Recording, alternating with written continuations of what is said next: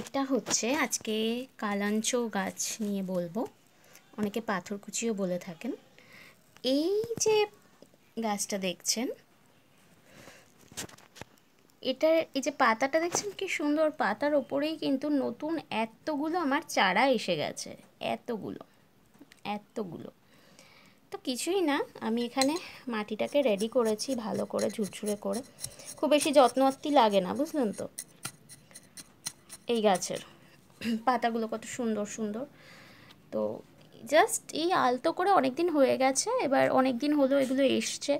তো এই যখন একটু রেডিশ রেডিশ ভাব যখন পাতাটা চলে আসছে, মানে এটা রেডি হয়ে গেছে নতুন করে বসানোর জন্য, আলতো করে এরমভাবে একটু টানলেই চলে বেরিয়ে আসলো।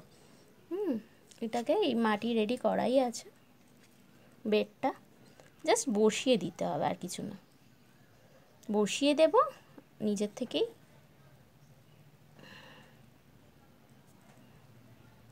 শিকড় গজিয়ে যাবে কদিন পরে। জাস্ট একটা একটা করে তুলে এভাবে বসিয়ে দিতে হবে আলতো হাতে।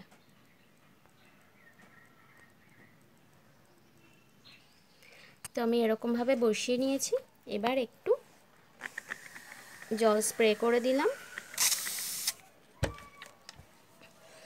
এবার রোজ দিন একটু করেই, বেশি করে দেবেন না, অল্প করে এভাবেই জল স্প্রে করবেন।